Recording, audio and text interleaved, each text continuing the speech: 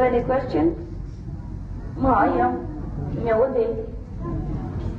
No problem. Where are you from? Chile. Chile? Yes. Oh, Chile. They eat a lot of chili pickle? Yeah? A lot? A lot in Chile? Huh? Aquí?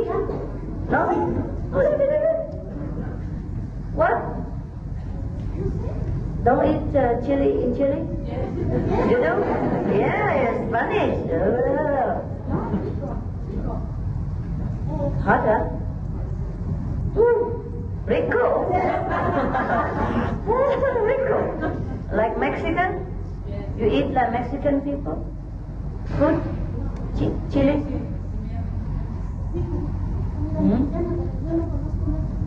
Picante? Chili. Yeah. And in Chile they eat extra chili, no?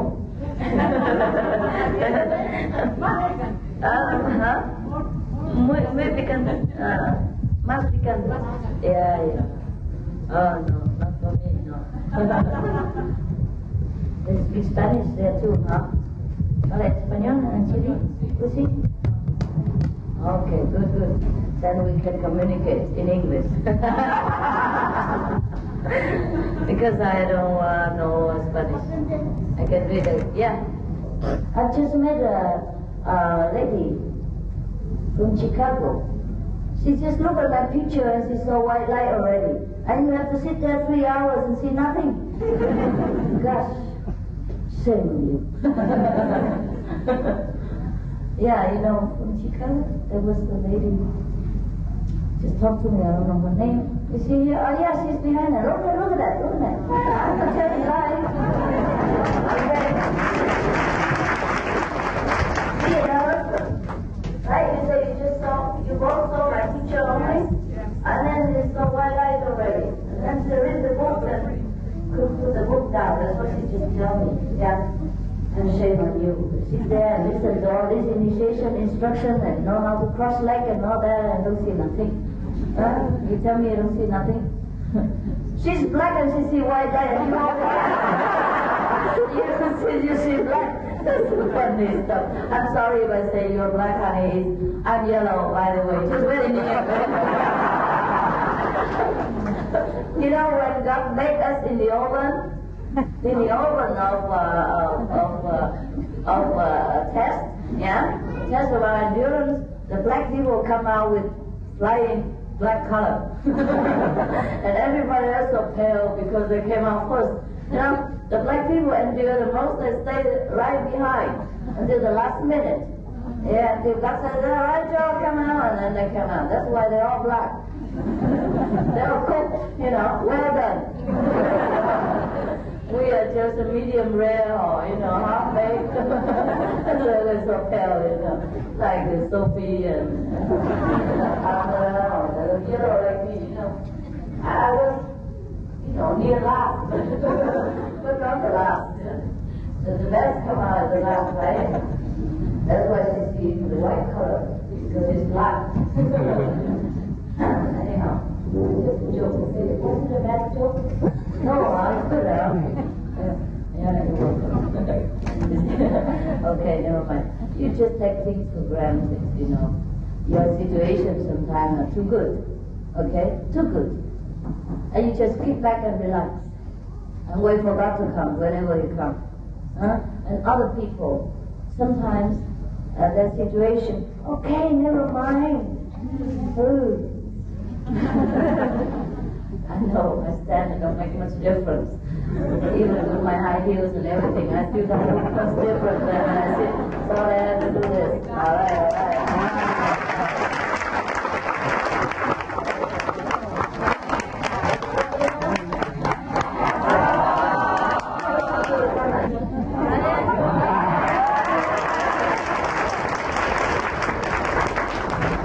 There are more rooms on this side.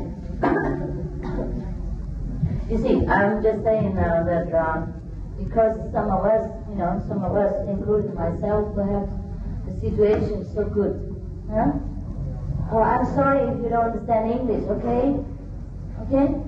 对不起，还没有翻译嘛。Ra mày qua chiều chạy英文可以哈。Mấy người không hiểu tiếng Anh thôi ráng ngồi đó nha. Tại ngày mai mình mới có cái hệ thống phiên dịch đó. Tại ngày mai mới bắt đầu mà. Ngày mốt có bắt đầu chứ hả? Ngày mai bắt đầu, ok. Quý vị ngồi tạm đó coi dọn cho đỡ gì.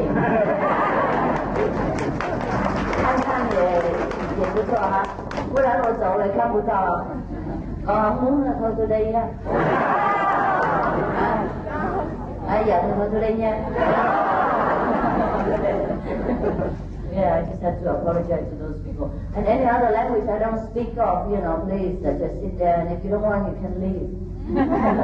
It's a free America. Okay, so go back to our situation. Many of us, our background, our situation is too good, like we are rich.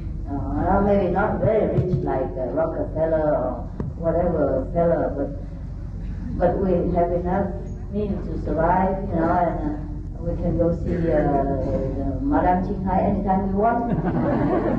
So we take it for granted, and so when we meditate, we don't concentrate very well. And that's why we don't have such a deep, sincere, and burning longing in our heart. And that's why we have very less experience compared to people in a less fortunate, so-called less fortunate circumstance, materially or physically. Like the people, for example, in some of the restricted countries like China or Vietnam or other communist countries. Oh, their experience are exceptional. You know, huh? You know very well, huh? When you saw them, and they tell you, huh? Or sometimes they write it on a magazine anonymously, because normally we don't want people to know who's having a higher level, who's not. Because like this is also no good for the high level person. Such is the nature of the human beings, that whatever is not in our level, but is higher, then we pull them down. Things like that we try, or we feel jealous and envious, and we send bad vibration to those people, and they affect their spiritual practice too. That's why I told you, don't tell people your experience. Understand? Even to the fellow practitioners, sometimes you can never tell whether they are up to that yet or not. Huh? You see, example, Jesus came, Buddha came, Mohammed came, and all these gurus, all these masters came. And what did we do, the human race? Kill them, torture them, make trouble for them, just because they're too high for us. We can't comprehend this kind of greatness, so we just have to tear them apart to see what is inside. This is our human nature. And after we tear them apart, we kill them or we torture them and then punish them, and then we love them again. And then if they come back with all glory, we begin to... Yeah? The same in political situation. Yeah? Anytime a president is voted, and half of the population will tear him apart. If not, he would have done a great deal more for the country than he could have done, or he did, or she did, whatever, okay? The master, or maybe any great political leader also. Most of great leaders, they have spiritual aspiration in their heart, and that's why they're great. And if not, they're just a politician, a bad one at the most. If they don't have spiritual sustain in their soul, they cannot be even good politician, understand? Can't be good at anything. So spiritual attainment is the foremost important thing in this life we have to achieve before we want to achieve anything else, be it financial status, fame, name, or politics. We want to lead people, we have to lead ourselves first out of darkness. And let it be a reminder to us that even in our favorable situation, we always have to try to remind ourselves that God comes first. God, that is our true self. I'm not here to preach you that have to kneel every day to God and worship Him, because if there is such a God, He doesn't need us to worship Him anyhow. But And let's remember that He is us. God are us. God is us. And so we have to remember our great self in order to survive first and then to get out of darkness in this world. Because in favorable situation and in happiness physically, we tend to forget what is the most important thing. We forget. And then we plunge back to suffer again, and then we scream again, and then we pray to God and all that. And it's sometimes too late. We already suffer. So it is better that we remind ourselves every day, try to endeavor. Before you sit to meditation, try to pray to God in any way that is dear and is touching your heart. Pray to God, pray to the inner master, pray to your inner self, pray to Buddha, whomever you feel is the dearest to your heart. Please help me to remember who I am. Please help me to be enlightened more and more every day. And that's it. Once enough. If you sincerely pray, once is enough. Because you yourself hear it. If you're not sincere, you can shout the whole day long. You yourself know it don't work. Because you don't put the whole self in that prayer. And that's why it doesn't work. But sometimes it works, the prayer, because when you're so desperate already and so down and you're really down, you pray. At that time you see the light. Even if you ordinarily don't see it, or difficult for you to see otherwise, at that time you will see. Is that not so? Have you experienced? Yeah? How come so small? Yes. Only 2 or 3? Yeah, true? Oh, okay. Yeah. I'm just saying out of my own experience. If you don't have it, then you don't have to say yes. But you can try. You can try again. If we fail, we have to stand up and do it again. Every day we have to renew our strength in God and in our practice and in what is beautiful and truth and glory. We cannot just sink in this material world and material comfort and material kind of life forever. We cannot, because we are not that. We are not that at all, including this body. Now we still remember it, so we still stay here. But in Samadhi, we don't remember the body even. The body don't exist. And we know we are not the body at all. At that time we know our true self. And all of us have to endeavor to reach that state of selfless. And then you will know what God is. Truly God is. At the moment, we only know God as abstract being, like bless us, help us do this, do that, and answer our prayers. And we already know God to some extent. But it's not enough. It's not enough that every day we pray for material comfort and to solve some problem to us and all that. It's not enough. We have to reach the state of being one with God. Then we know we are God, and we are children of God, and we are God also. That is the state that Jesus, Buddha, and other masters have attained, and we must endeavor to attain that too. There's nothing more worthwhile in this world, is it? I told you many times. Suppose you become the king of the whole world, and then what? Would you eat more than 6 times a day and get fat? And then you have problem, you have to go to liposuction, whatever, or diet, or exercising, sweating a lot, and it might not even help. And suppose you become president of a country, and then what? What else do we have? We still go out empty-handed. It's okay to work and earn money and strive to be successful, because that's a sport. We do it. Just like if we go into a football field or basketball field, we have to play as the best as we know how. But that doesn't mean that's the only thing that we should do in this world. That's just by the way, just by the way. If we do not remember this, then If we sit so long, we don't have experience. The people who have experience also have to remind themselves, don't be too proud, don't be too relaxed, because there will be more, a lot more to go. Huh?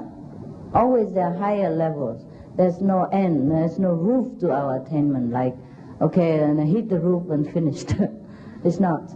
There's always more happiness, more bliss waiting for us at every step of the way, at every level of consciousness. So we always have to continue. And that's what is worth living for. Otherwise, if we live another 100 years, and then what? Huh? Eat and sleep, watch TV, that's it.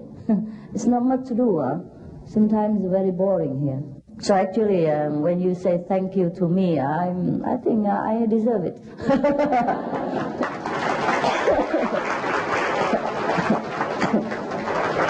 Because I have teach you some way to pass your time, huh? In this boring world. Suppose you don't have meditation, wow, how boring can it be, huh? Sometimes, huh?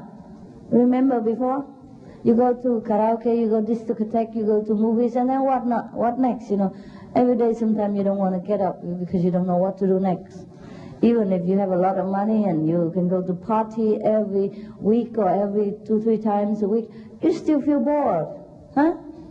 You eat a lot of food, you know, caviar and vodka and whiskey and all that, and then you have hangover, and then hang around, and then hang your head down. That's nothing much, is there, huh? Yeah, that's all you can get in this world. And you wear a lot of jewelry like me, and then what? Oh no, today is not. This is a cheap one, about $10. This is not my design. This is my design, okay? Actually, if you don't want to buy any of my design, you know, I mean, that's okay. I understand, because I don't want to wear them either. Now and again, okay, you know, if it's a special occasion, because it was tiring, huh? I understand. I like to wear those, you know, $5 thing from Kmart or Target, thing like that. You know, that's simple, easy. And you wear those simple clothes, huh? Run around, very comfortable. Yeah, as soon as I go back to my room or my house, I take this off immediately. Yeah, as soon as I get out of your sight, I'm just all off. Because the official clothes always make you feel too official, huh? Not relaxed. That's why I always advise you, when you go to group meditation, you don't need to put makeup on. You just wear very simple, elastic kind of clothes, so comfortable so you can sit and you feel relaxed and you can forget about the body. All these official clothes is only for official function. Otherwise, it reminds you too much of the physical body and it doesn't make you feel good. It's not a sin. It's not a sin to wear beautiful clothes. It's not. It's just too uncomfortable, too self-conscious, yeah? Make you aware of your beauty and your body, and it's all this illusion anyhow. Doesn't matter how beautiful we are, it's not real, right? It's not real. Because if it is real, we can maintain it all the time, from childhood until old age. It's not real. That's why we change every day. Things decay, huh? And it's not a sin to take care of the physical body and need or put on jewelry and all that. But too much conscious of the physical level make us kind of heavy, huh? Pull down to the physical level, and it's difficult to rise up in meditation. That's all. Okay? Yeah? Huh? Okay. So whenever you need to put makeup on, then you do that. Huh? And if you don't need, just wipe it off. Be yourself and meditate. Huh? Except when you have a very choosy husband and he wants you to put makeup on, then do that. Okay? To keep him. If you can't live without him, then you have to keep him. And if you can live without him, then say goodbye.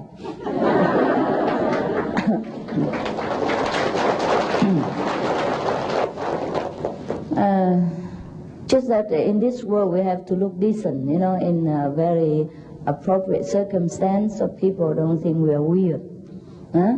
Because anything weird repulses people, you know, make them feel that we are alien. And we're strange people and untrustworthy. This is human nature. Anything look different from them, they destroy. They want to disturb, they want to make trouble. We already look very much the same, and a lot of people still want to disturb us for no reason. Sometimes we don't do anything at all. They still smell it. They smell that we have something different. Something that they do not yet want to have because of their choice of life. I told you many times that people come here with different choice of life, right? Sometimes they choose to transmigrate in this lifetime hundreds or thousands of times before they come back to the kingdom of God. That's their choice, okay. But they like to keep us here with them because they don't want us to go home first. Yeah, they say, why? It's still fun. Because of their choice, because of the nature of their choice, they feel the world is still fun. Yeah? And the world is only fun when a lot of people play around with them. If suppose their friend gone, their wife gone, their kids gone, they will feel lonely. Even if they want to play, they want to drag everybody around and stay with them to play together. And that's the reason why a lot of other souls try to obstruct the elevating soul, try to obstruct the spiritual practitioners. It's like that. Just like kids also, you know. They're small and they want to play a lot. And they like to drag sister and brother, even though they grow up, you know, more a teenager, they play a different game. Or parents don't want to play children game anymore. But the kids, the children, always like the sister and brother or the elder friend to play with them. You know, like to retain them, retain them in the playground with them, even the parents. You see what I mean? Not that the kids are bad, they're just at that level. They love playing, and that thing is fun, to play with plastic doll and plastic toys and, you know, play seesaw and all kind of these kids game. Or they feel fun, they can play all day long, and we the adults pass already, and we're tired of it. But sometimes we have to stay around and play with kids. And sometimes you have kids, you play like kids too, right? Just for their sake. And you wear, you know, Mickey Mouse clothes and all that kind of thing too. And you wear, you know, reindeer kind of horn and all that, just to play with kids, huh? And sometimes around the kids you feel like a kid too, yeah? And you forget yourself as an adult. But we don't forget that often. We don't forget all day long. We don't forget 24 hours. And that is the difference between a spiritual practitioner and a non-spiritual practitioner. They are still kids. Let them play their game. And we sometimes play with them. Like we put on makeup, we put on jewelry, and we do this, do that, just like they do. But we are aware that we are different, that we're bored with the mundane physical game. Huh? So now you understand, huh? But don't be a kid forever, just like a parents, huh? A parents can play with kids sometimes, huh? But you have to remember yourself as a grown-up, no? Or you can't help but remember. Because you have your work to do, right? Your money to earn and the whole family to take care. Even if you don't want to remember that yourself an adult, you have to remember. Similarly, when we grow up spiritually, we cannot play ignorant person anymore, even though sometimes we do. Yeah? For time being, for an hour, or for half an hour, half a day, maybe 1 day, 2 days, 1 month, but not forever, because we already awakened. We already grown up spiritually. We are ready to take on the responsibility as saints, as Buddhas. We cannot pretend to be spiritually children anymore.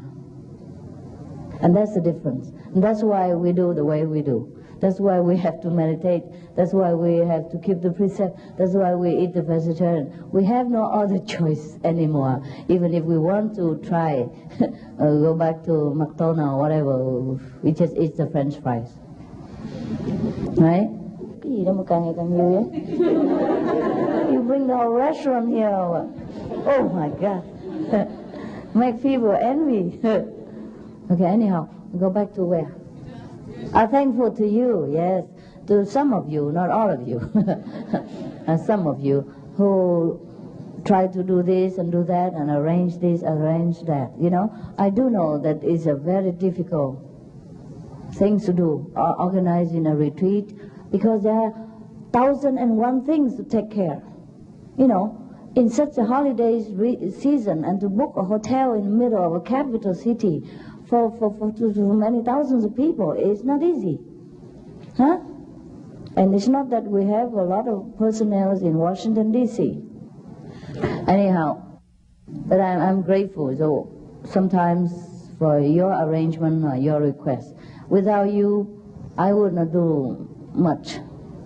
Yeah, the most would be take care of your letters, you know, approving some of the manuscripts, and you know, proofread something, and sing along, watch movies, watch a video, thing like that, and hang around. So, because I don't think I have much to do anymore. You tend to feel peaceful inside, don't you? After some times of practice, and you don't want to do anything. That is the truth, huh? Before enlightenment, you still want to run here and there and, oh, do this, do that, save the world, you know. And after a while, you feel everybody's okay. Whatever they choose to live their life is fine, it's fine. But then luckily some big bodhisattva, you know, with great vow from the past lives, come here to save the world for me.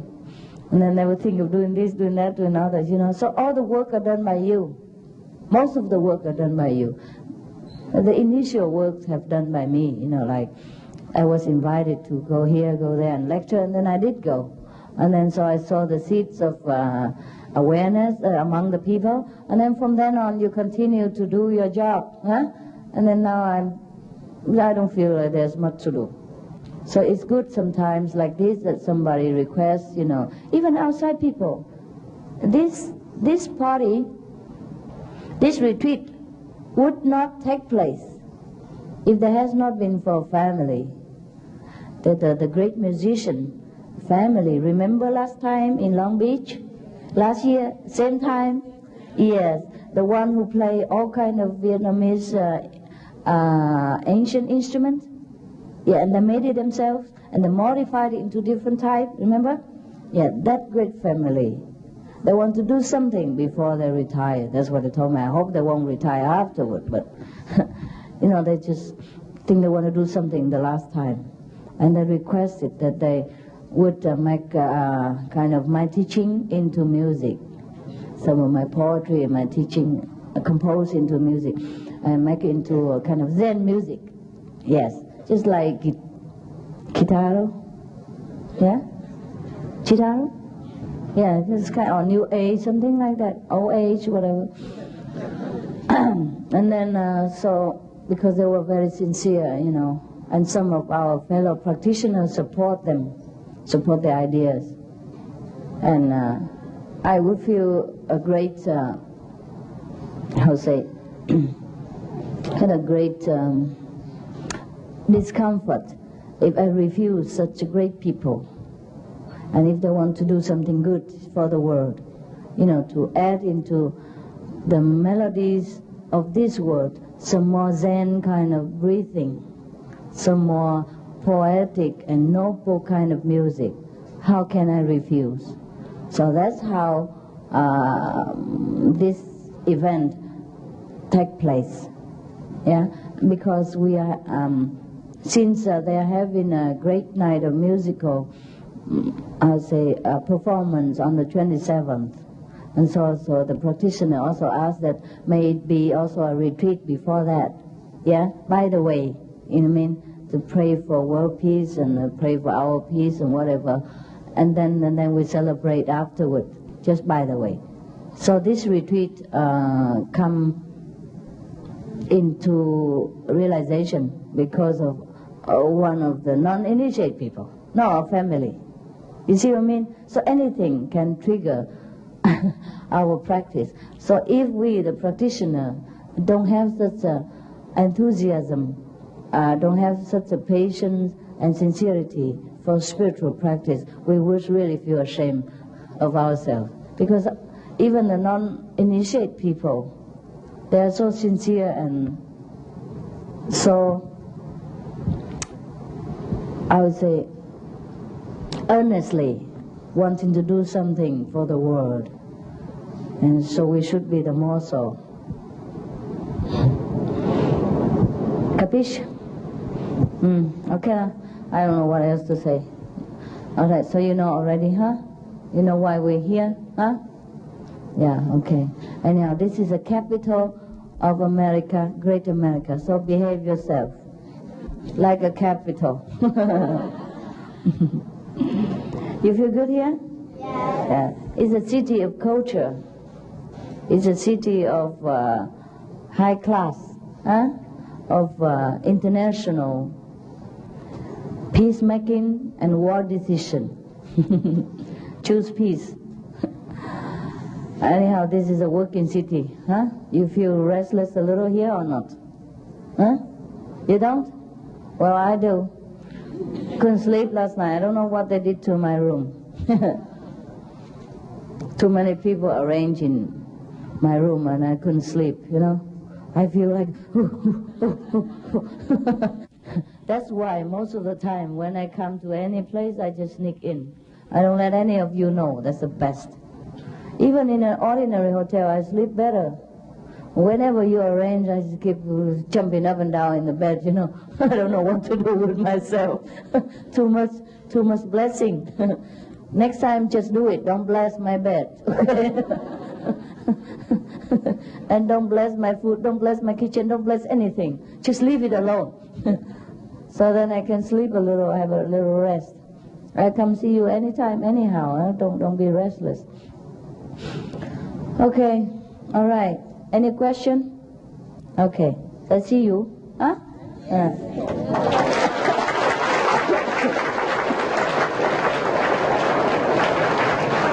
How are you, Master? How am I or how old? How are you? Oh, I'm okay. Thank you. I'm okay. No, nothing. Nothing việc hả? Thôi dẹp đi. Nói rồi, nói hoài. If you don't know, you please ask the person in charge who know. You know, ask the Hộ Pháp or, you know, the guards or whoever, the working staff out there. Huh? Okay, because I don't know either. I tell you truly. The first time I know that this hotel called Hilton is because I came here. Yes. I don't know what street is on and what number even.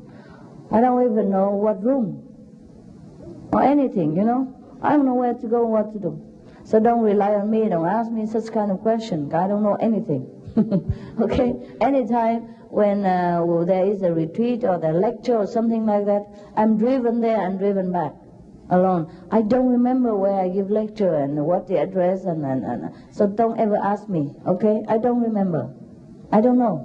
Okay? You ask whoever know. Okay? And if that person doesn't know, you go and find someone else. Better ask the working staff, you know, the one who sit there and registers your name and all that. Perhaps they know, okay? They should know. And if they don't know, you tell me, and then we both go and ask them. Okay, and make sure the kitchen staff remember to cook food and leave it 24 hours for people who come late to eat. 24 hours, understand? Sometimes if you're hungry, you can go and nip something, but don't nip too much, and the next person don't have. And don't eat too much because you can't meditate. 80%, okay? 80% food, 10% water, and leave 10% empty. Okay? Like this, the next meal tastes even better also. Huh? Okay, bye-bye. So long. So long.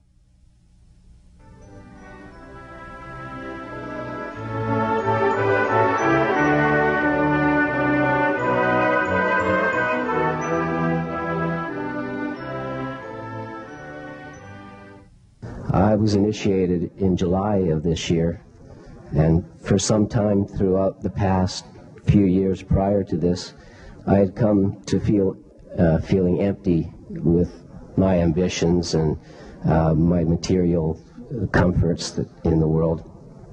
And my spirit was thirsty for a deeper sense of meaning in my life, one which I have known and carried with me for quite a few years in my life. I'd been reading yoga philosophy, and through my meditation I prayed to God to send me that fruit for which my soul was so hungry.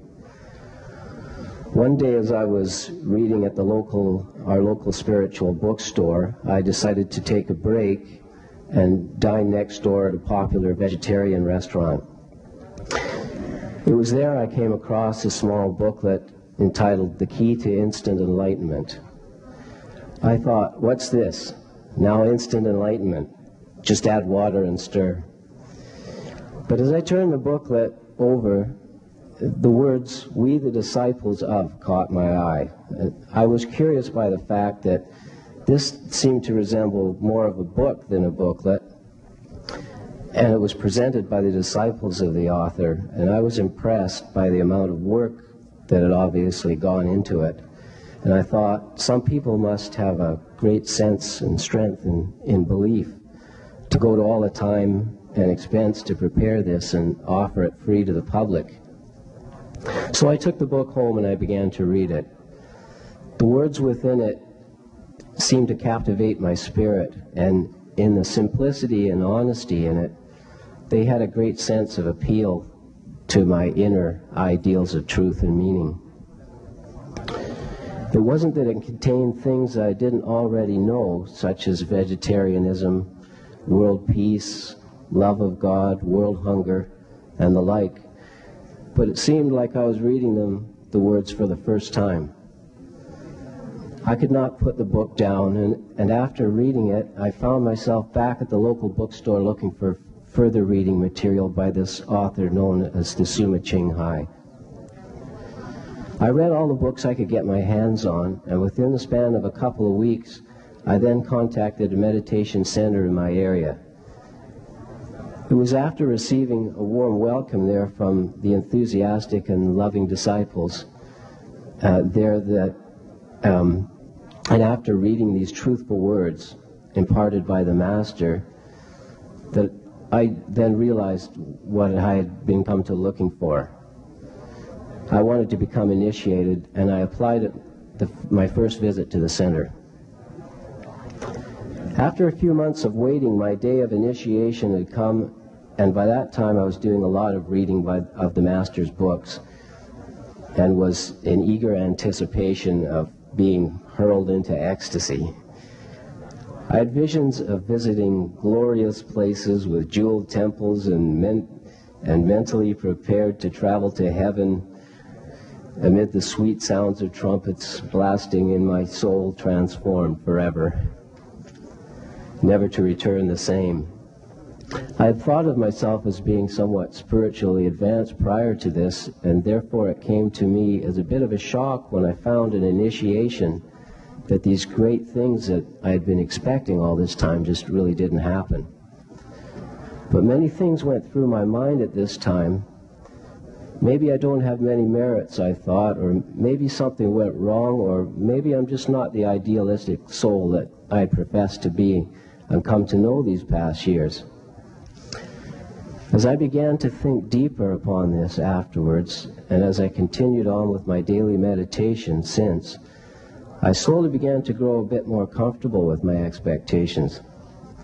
Why should I have any expectations of God at all, I thought, but rather accept the greatness that surrounds me every day. As I looked at myself a bit closer, I began to dissect my own morals and ambitions. It became clearer to me that I was not above or below anybody else, but rather just a man like any other, looking for the same loves and hopes we all look for within. And as I looked deeper, I began to see that all of us were heading in the same direction, just taking different paths. Some higher, some lower, some faster, some slower. And as I looked within my heart, I began to plainly see that this was the gift offered me through my initiation, and not the grandeur I had expected. It seems that every time we encounter the truth, its simplicity evades us. As I continue with my meditation these days and try my best to adhere to a simple and honest lifestyle, I stop from time to time and take my comforts and strength from these simple things and thank my inner master and Master Chinghai for her unconditional love and help. Thank you very much.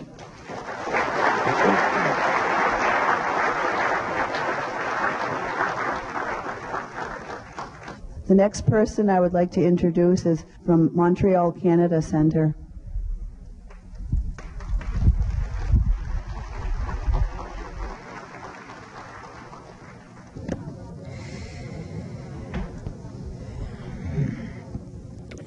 Je vivais une période difficile avec mon mari car il n'était pas d'accord que j'aille à cette retraite.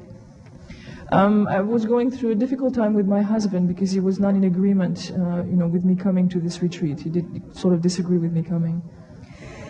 Le dimanche suivant, comme je l'ai médité, la salle de méditation n'était pas prête, je suis sortie. The following Sunday, I went to meditate, but the meditation room wasn't ready, so I stepped out. Lorsque je suis revenue, j'entendais la voix de maître au loin, et plus j'avançais vers la salle, je ressentais une grande joie. When I came back in the room, I could hear Master's voice, and as I was walking into the room, the closer I was getting to that voice, the greater joy I was feeling and experiencing. J'étais très heureuse d'entendre maître, et ensuite je me suis mise à pleurer car je ne voulais pas que mon mari ait de la peine. Que mon mari? Ait de la peine parce que je venais ici. Oh, and I was feeling greater joy, but at the same time I was a little worried because I was afraid that my husband would, do something that would go against that. À la fin de la méditation, il y avait un messager pour répondre à nos questions. Il m'a dit, même si je n'y allais pas à la retraite, d'être heureuse avec mon mari. A coordinating messenger was there, and at the end of the group meditation, he told me that even if I could not attend the retreat, I just, be happy with what I have. Je me suis décidée à écrire une lettre à mon mari et je pleurais tellement que je ne pouvais plus écrire. I was very sad. I was crying a lot, and I was crying so much that I couldn't write down anything. J'ai prié maître de m'aider à accepter la situation et j'ai pu terminer ma lettre. I prayed to Master to allow me to, finish the letter and sort of take myself, back into a more calm space.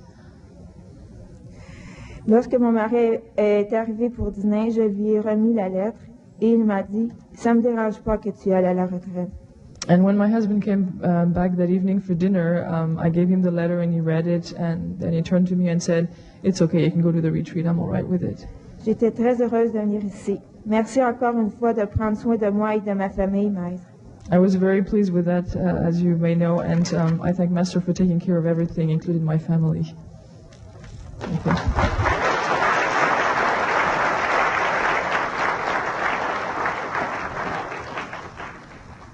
From Chicago, Illinois Center, United States.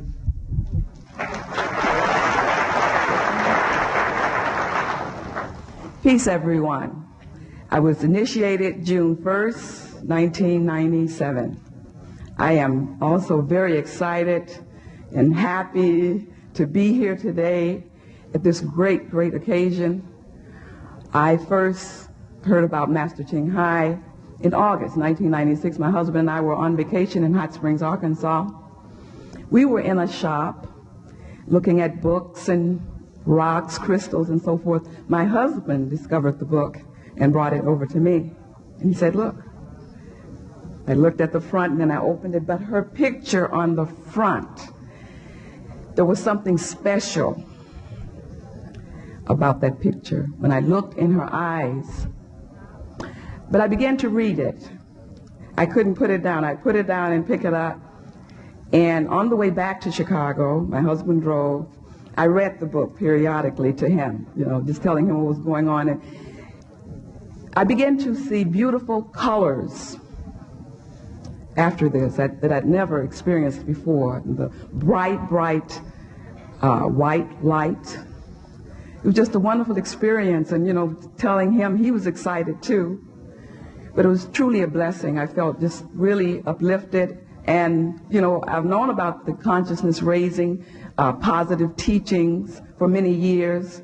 And I knew that it was really a blessing meeting or finding out about Master Chinghai because, you know, she was teaching the same teaching that we were used to, all the wonderful teachings that she brought forth about Jesus and so forth, the truth about him. We were just elated to hear such a wonderful woman come forth, so sincere and serious she sounded, that we'd never met her before. And I've also had experiences where I've seen like her image in dreams or just closing my eyes to meditate. I've had experiences on my job where problems were solved because of the initiation that I received. My husband also received initiation at the same time, so we're both practitioners. And most of all, yesterday, my first time at a retreat, my first time meeting Master Chinghai, I had the opportunity to speak with her one-on-one. And I mean, I was so surprised, I was so shocked, I thought I wasn't going to be able to speak, but I was able to talk to her. And I'm writing a book, and I said, Master, I said, I would like to put your name in my book. She said, oh, you would, huh? She was coming down on the escalator, I was going up on the escalator. That's how I believe God planned the meeting in that way. But I turned around and proceeded behind Master and the group, and they were coming into the meditation hall, and I just came in and I stood along the side, and after a while she turned to me and she waved, and then she looked again and I said, she's begging for me to come. And I ran over, and some of the security run. I ran, and I mean, it was just amazing. But I just know it was God planning this. And my husband really, he couldn't come, but he encouraged me so much to come. He said, you should go. And I know why now. And I just feel I have so much to share with him and so many other people. We are all truly, truly blessed, way beyond our fondest imagination. It's a blessing to follow whatever Master says, eagerly, speedily, whatever, because she is truly, truly God sent. And standing in her presence, you know, it's just a blessing because I just felt the power of God, but a meekness and an humbleness about her, a giving spirit that I know of no one. And I did have a master before who left the body in 1983. So this is my second master. And I thank God because I know we were led to her. Thank you all. Peace.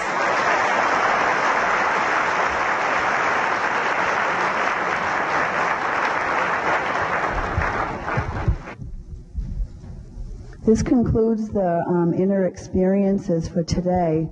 We have some good news. We may be blessed with a very important guest. So I ask you all to close your eyes in meditation.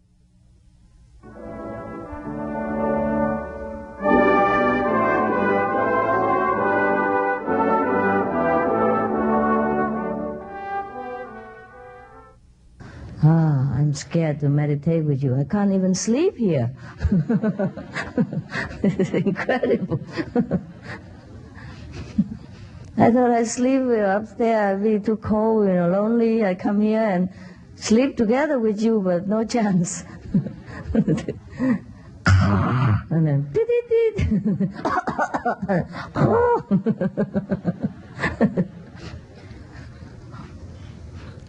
and then some handicap have to park his car right in front of the road.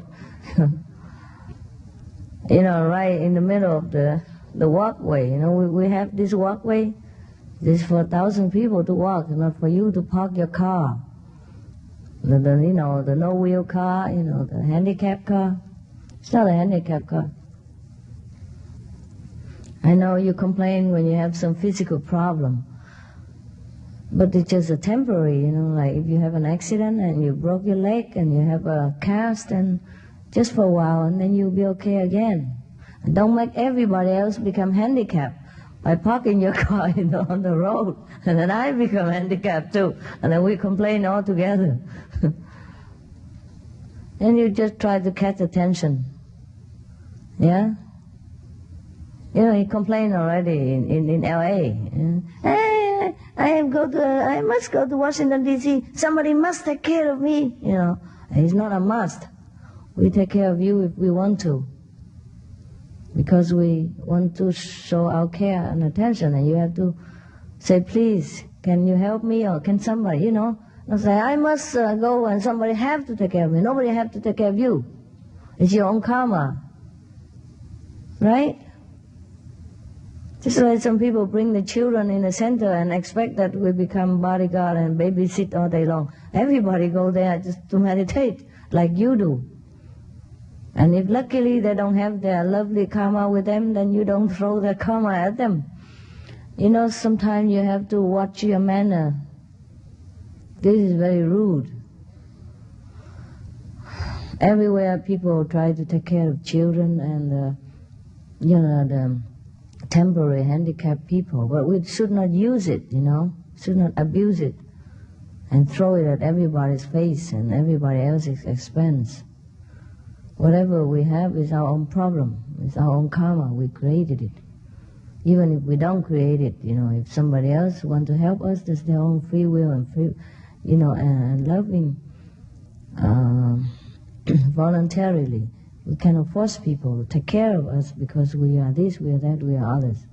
There's nobody here owns us anything, and nobody anywhere owns us anything, absolutely whatsoever. We are in this company, and the employee here are very helpful already. Our company is already the best. So don't try to make it, you know, as if this is the end of the world. And if any one of you want to sit on the chair for any reason, sit on the rear or on the side. Yeah? Don't park yourself right in front of everybody else or right in front of me. I know you have the reason for sitting on the chair. You might have your long leg, you might not be used to it. Cross leg, you might have your leg problem. Or you might have the pain or something. It's all right. But consider somebody else that don't make everybody painful like you do. It's not necessary, yeah? We are a practitioner. We should be brave, we should be courageous, and we should take care of ourselves and accept whatever condition we are in as much as we can. Unless necessary, we don't trouble other people. Everybody come here for the same purpose. They have the same problem like you do, more or less. They have to go through a lot of problem to come here. To pay the money, they have to take holidays sometime. They have to quit the job if they couldn't get it, or if the boss don't feel like give them holiday and things like that. And they have to go through family discussion and be courageous to, you know, go above all obstacles in order to come here. So we all have to respect everybody else's position, you know, and their privilege. Not to come here for you alone, and don't try to catch my attention for yourself alone, because you will have it. When I pay my attention to you, you will see what it's like. Yeah.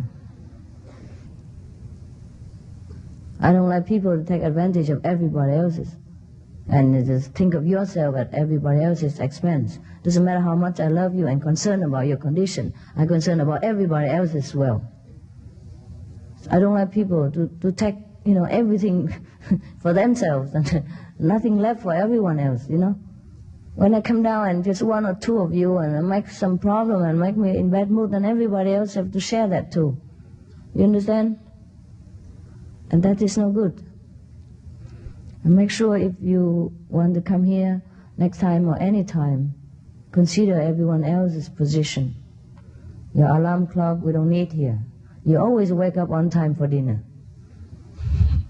Because somebody else will knock you out of your samadhi, or, you know, everybody else will get up and then you know. Normally we have the rule for meditation hall, huh? Don't bring all kind of plastic back and cushion and alarm clock and any tiki-tata like watching the meditation hall. Everyone should know already from the meditation center. But every time you commit the same mistake. And the time here is very short and very valuable. If it's not for you, then for everyone else. So if you don't feel it's valuable, then you stay in your room. Meditate, sleep, whatever you want. Nobody is forced to come here. But when you come here, you behave and be responsible. Just thinking, suppose you are in the other person's shoe, what would you feel, what would you think? And don't try to just feel sorry for yourself too much at everybody else's expense, including mine. I'm not always in a good mood, I warn you. You know already very well my temper. Need I advertise on TV? Yeah, when I don't like it, I don't like it. There's no nonsense about me. And if you don't know it by now, God helps you. Okay? Don't always try to stick out so that I can see you. Just sit where you are, I see you, all right. Okay, now it's time. It's fast, huh, today, huh? Just have a little sleep and then 4 o'clock already.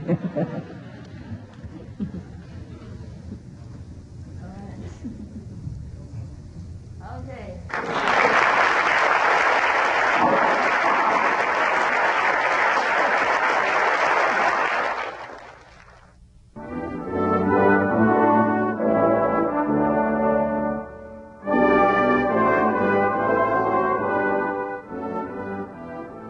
What happened is last night I did some research, in here for some of your questions yesterday.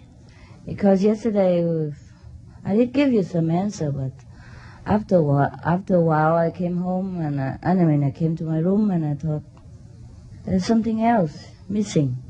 And I did some research and I had some answer for you. So I stay up until very late, like maybe 5 o'clock in the morning. Actually, I wanted to come down and meditate with you about 3 o'clock in the morning. But I thought I haven't done my research yet. So do you want any more questions or you want to hear the research? Huh? Okay, just short one, huh? Then you go for lunch, huh? And you're tired now? After a good sleep, are you still tired? I can hear you from very far. After all, I have sympathy with you. Every day you're running, either for kids, for their school, or for your work, and, for your headache every day, for survival. So if you do sleep here, it's all right. It's all right. You make up at home. Meditate at home. Later, don't worry about it. God knows. God knows we are in trouble here. Okay.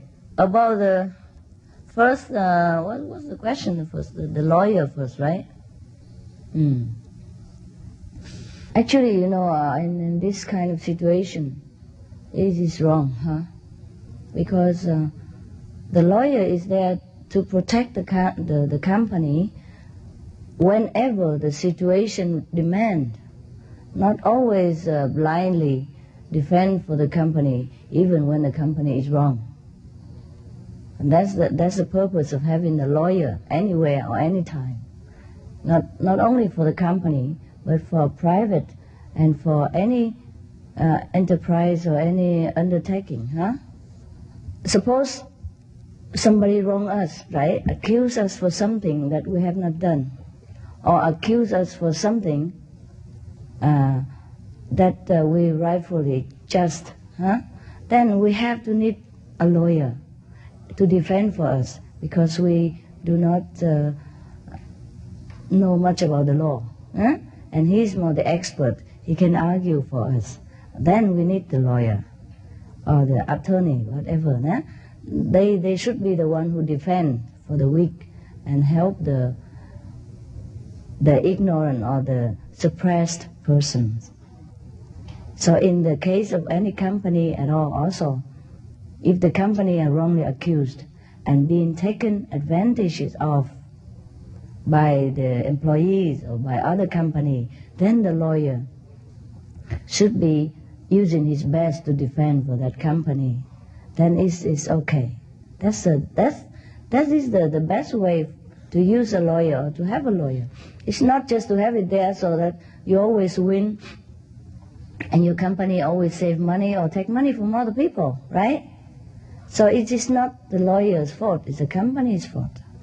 And even if a lawyer for any company or any individual should strive to understand the whole fact and then defend for what is right. And not defend for the client, but defend for justice. Then it don't matter. But as in most case, people just make use of the lawyer to win the court case. It doesn't matter whether it is right or wrong, then it is no good. Okay? Yeah. So if you are a lawyer, if you intend to be a lawyer, if you're going to work for any company, for any person, you should bear this in mind. If your client is wrong, tell them they are. And you refuse to defend. Or you can change the policy of the company, say, my profession is to defend for what is right and just. I cannot go over that. And if they fire you, go do something else, sell tofu or something. Huh? I told you yesterday. Yeah.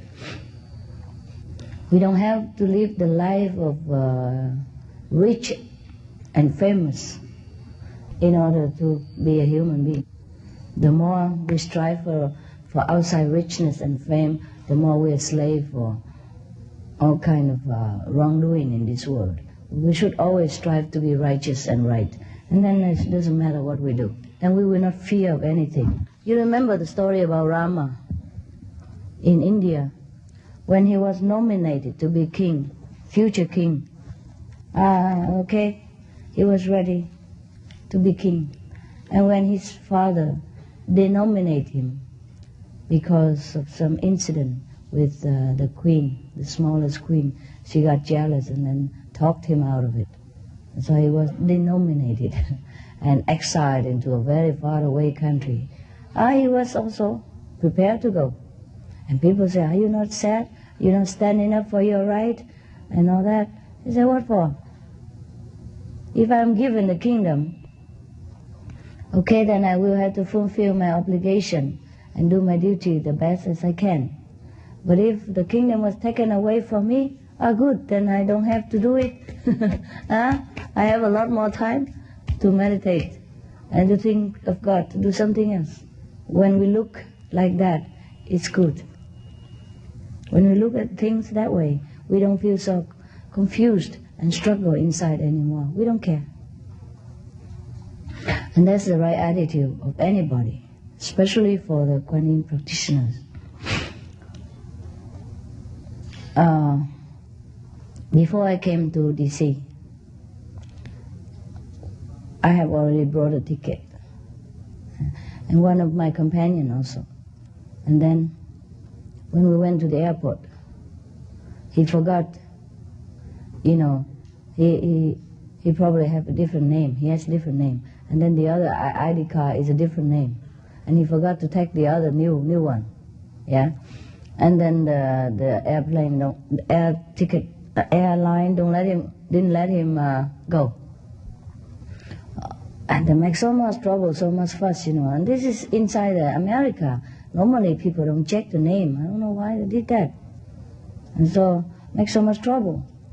And and I was ready to curse the whole company.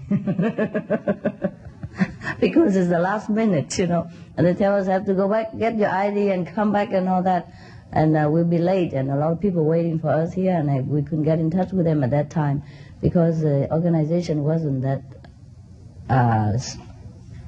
wasn't done properly yet. The telephone and everything is not yet connected. But then I thought, no, don't do that. It may be for something good. And then I just smiled. Yeah. It just makes you feel peaceful when you forgive people. And when you think that maybe that is God's arrangement for something else better, or for somebody's benefit. It might not be your benefit. It might be somebody else's benefit. So whatever it is it's God's arrangement. Otherwise it wouldn't happen. That's what I think all the time, you know. And then suddenly another lady jump in from nowhere and say, oh, you can buy another ticket with this ID card. And then, you know, like refund the other ticket, so no problem. And then we go on time. We went on time also. It's not because of the new ticket or anything. It's just the attitude that makes you feel so good. Good before the new arrangement comes. You already feel good. You already make peace with God and with the whole world within yourself. So this is a very beneficial way for us already, that we can think that way because we meditate, because we're calm in our heart and we don't feel hostile toward any situation or any people. So let alone somebody who has not done us anything wrong, like the client of the other opponent, of the opposition. So as a lawyer or any defender of justice, you should remember this. We rather do ourselves harm than do somebody else harm. In case only except for self-defense, then you do what you think is right. But normally I just let God does what is right. I don't even bother to defend for myself. Or what is it to defend for ourselves after all? What do we have to defend for ourselves? To defend for myself so that I live longer in this body?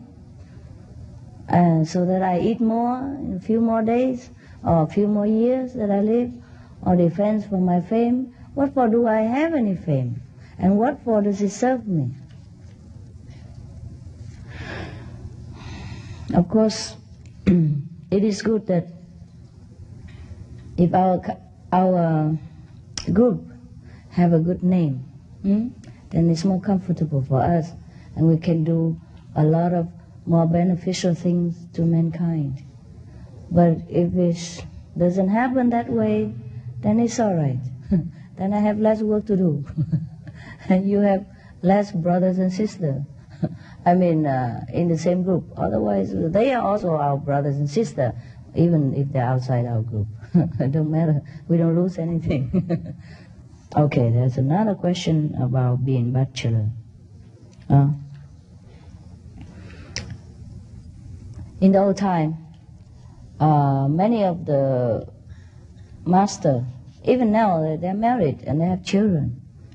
But they would advise you, like St. Paul, or like the Buddha, tell you not to marry. It's not because being married, you cannot become a Buddha, or having some physical exercise with your wife stop you from become one with God. It's not that. It's just that if we are too indulgent in physical awareness, then it's more difficult to rise up as a spiritual level. That's number one. So if you exercise everything in moderate, it's all right. That is number one. Number two, in old time, and even now, but let's talk about old time, why the masters advise people to be bachelor, to be single. In old time, it's more difficult to raise a family than now. Jobs and facilities are not as abundant as today. Do you agree? Yeah, very difficult. And if you want to travel, to go to see a master, or to practice a retreat or something like that, and you have a family, it's even more difficult than today. Today, you can do extra job, and then you can leave the family at home for a day or two or 1 week, and you fly home very quickly, or you go by train. In the old time, if you want to see a master and you happen to live very far away, you have to go on donkey, go on foot, and it takes months. Could be years. So how are you going to leave your family behind and discharge your duty as a spiritual practitioner at the same time? It's more difficult. That is if your family even let you go at all. Huh. And if even your conscience allow you to do that. And to raise a family and to earn a living in the old time is very, very strenuous. We always talk about the good old time, like as if before our time, everything is more abundant, everything is more glorious and more clean and pure. It's not true. If you see the picture of the old time, the photo or the painting, you see the chimney or smoke in the whole cities, right? And the horse manure is all over on the street, and the cows and the pigs are running everywhere, chickens and ducks and running in your apartment in New York, for example. Everywhere is not as clean as today. And not to talk about the bathroom, the toilet facility and all that. You know what it's like, huh? In the place of the dustbin today, there's a place of the the night pot and all kind of things. Yeah, that was the old time. If you are single, it's more easy for you at that time as a practitioner. Now you can picture the whole thing or not? Yeah? Okay. Because if you're a bachelor, you can just share a room with anybody or just live anywhere, huh? But if you have a family, a kid, and before our time, you want to control birth, it's very difficult too. Today you have more facilities. If you want to have 2 children, you can have 2 children. Well, accidentally sometimes 3 or 4, but but at least the majority has the opportunity to change the circumstance, yeah, or to choose. In the old time, no, you don't. So if you have a family, you're bound hand and foot. And that's why the master of the old time tell you, better be single. Understand now? So many things, it's not just that. And then suppose, if you became a master even after being practicing for a long time, and then you have a big family, how you travel to teach people and all that? Yes, possible too, but you couldn't travel far. You couldn't stay long for months or something like that. There was a master in Muslim Sufis long time ago. He's very famous. His name is Mullah Nasruddin, if I'm right about the spelling. Yeah, he's a very funny guy. He has a wife and kids. But he also can discharge his duty as a master. But he was dirt poor. And he couldn't travel very far anywhere because he has only a donkey. And even sometimes people come and want to borrow his donkey. So there was a joke about him. One time somebody came and wanted to borrow the donkey. And he said, no, the donkey is not here. He can tell lie too. White light. And suddenly the donkey, bah! In the old time, people keep donkey beside the house, or behind the house in a small room or small stable, huh? And the donkey, bah! And the neighbor said, Master, you tell lie? Mullah, you tell, Mullah means a teacher, huh? You tell lie? The donkey the donkey just bay, huh? And the master was so indignant, standing up and saying, now you believe me or the donkey?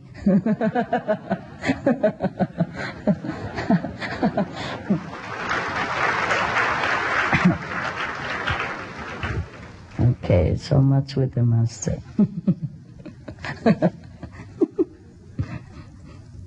And one day he went to a neighbor, talking about being dirt poor. He went to a neighbor house in the garden and plucked some of the carrot and put it in his bag. plug it in and put it in his bag and ready to bring home. And the neighbor saw it and said, mullah, just what you're doing. Pluck in my carrots and put it in your bag like that. And the master stood up and said, hey, yeah, I was just wondering the same question. And then you came.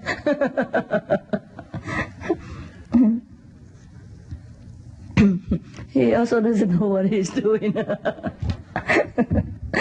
Very cute guy. And then he also has family problems, even as a master. I mean, he doesn't talk that much, but just one or two jokes, give us a picture. Like one day he went to a shop, and then a shopkeeper sell a pair of swords, very expensive, 50 gold pieces for a pair. And the mullah just looked at it and said, oh, what is this? Why so expensive? It's only made of a piece of iron, at the most. Why is this a 50 piece of gold in the old time? It's very expensive. So the owner of the shop said, oh, mullah, you don't know. This sword is magical sword. When you go out and fight, they extend longer, invisibly, and reach the enemy and kill them. So the master don't say anything. He went home. And he brought out a pair of fire tongue, that you use to pick up the hot coal from the fireplace. Okay, they call it fire tongue, right? Okay, he brought to the shop owner, a pair of fire tongue and said, here, sell this for 100 gold piece.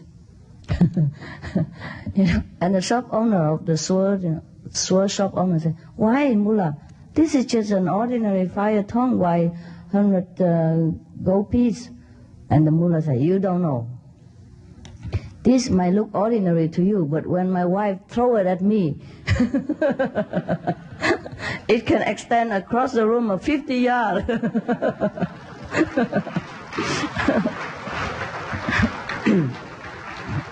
And reach me without fail anytime.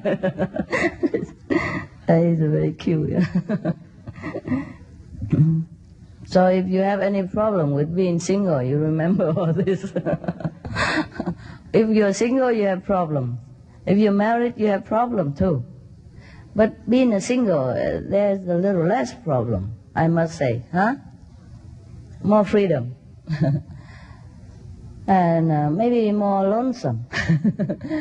But when you're married, you have more fun, but more trouble also. And you pay for everything that you want to get in this life. And you have to be willing, either way, So make your own choice. It's not that if you're married, you cannot become a Buddha. Yeah. And about the person who talk about his own problem, the money problem, that he's so money-oriented, remember? Yeah. Well, that's a normal reaction of the mind if we are into something and intensively concentrated on it. Yeah? The same if, suppose you quarrel with your spouse before you sleep or during that day, and then before you sleep, you didn't meditate enough. Then when you wake up, you still remember the quarrel yesterday. Yeah, it still disturbs you very much. Sometimes even you meditate a lot, and the disturbing is still there. So you just have to take time to let it go. But if you quarrel again the next day, and the next day again and again, then it will be very much disturbance. And then it's very difficult to forget it. So it is better that we try to construct a very harmonious atmosphere at home. And that's why I advise you to discharge your duty at home as best as you can, so that everyone is happy, including yourself. And then you can meditate better. You don't feel disturbed in the mind while you meditate, or even after meditation or during meditation. Now concerning daily work, like making money and discharging your duty, as your employment required. It's very difficult to put it down. That's why you have to meditate every day to erase some of it. But there is a solution to it. You know, even I sometimes, when I meditate, I think of the problem too, because it was at hand. And it's sometimes pressing, sometimes very difficult to get rid of. Yeah? So what I do is I write out the problem before I meditate. Okay, this I will have to solve. That's just one thing. I write it on a piece of paper and have a notebook beside you or in your pocket, small one, so it's not heavy. And then a pen. I told you that many times, but I tell you again, this is more practical concerning your job. Because once you write it down, the mind feel better. Okay, he's going to take care of it. It's already lessened the intensity and the pressure. When you finish your meditation, you can take care of it. You tell your mind this, and then it eases off. And then if you know the solution, okay, now I'm going to meditate. You know you're going to meditate, but you know the solution to your problem. Like, okay, I'm going to do this, do that tomorrow to make more money or to solve that problem. Then write it down too. And that's even better for the mind to calm down. But during meditation, sometimes you have better idea about how to solve that problem, how to make profit. But not to take money from other people unjustly. That I don't advise. And during meditation, maybe the problem is still there, and then you have some clear idea what to do. And then you write out immediately on a piece of paper the ideas that come up in your head during meditation, because that is maybe the master who answer you, who give you the solution. So write it down before you forget. And also once you write it down, you're peaceful, and then you can continue to meditate. So don't hesitate. The meditation is not only to become a Buddha, I told you, it benefits you in many ways. Give you peace of mind, give you a clearer mind for your problem daily, and give you physical purification so that you become fit and healthy. There are many ways you can benefit from meditation. It's not only to become a Buddha or to be one with God. It's just the byproducts are plenty. Miracles happen, and health are restored, and sickness is removed, and problems is resolved. So do more meditation. And during meditation, if any ideas come up very clear to you, then write it down. And like this, you can continue meditate later, and the problem is gone. Okay? Understand? That's it.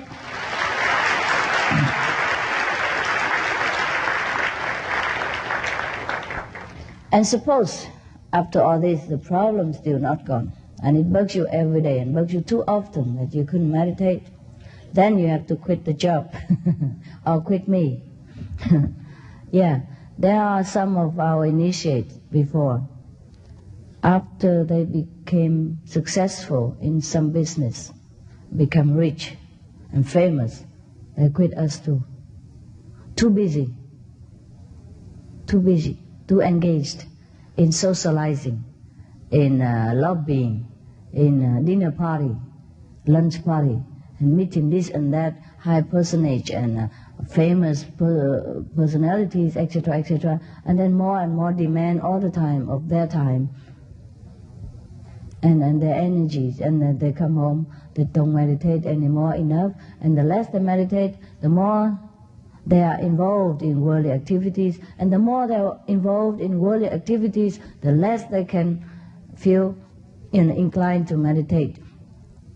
And so, the vicious circle going, and then they live all together. And now completely successful in the world. Use up all the energy and the merit earned from the last period of meditation in the world again. I have told you to be successful in the world, but not as the cost of the spiritual progress. Understand? Because after we leave this world, we have nothing. We cannot bring anything with us. So if we cannot balance our life between spiritual and material gain, we have to quit one or another. So the choice is yours. Anytime we should choose a spiritual progress before the material gain, of course. But I could not force you to make one choice or another. I just tell you the consequence. Money and fame is very, very strong, powerful tool that the Maya use to nip us from our spiritual aspiration. So be careful.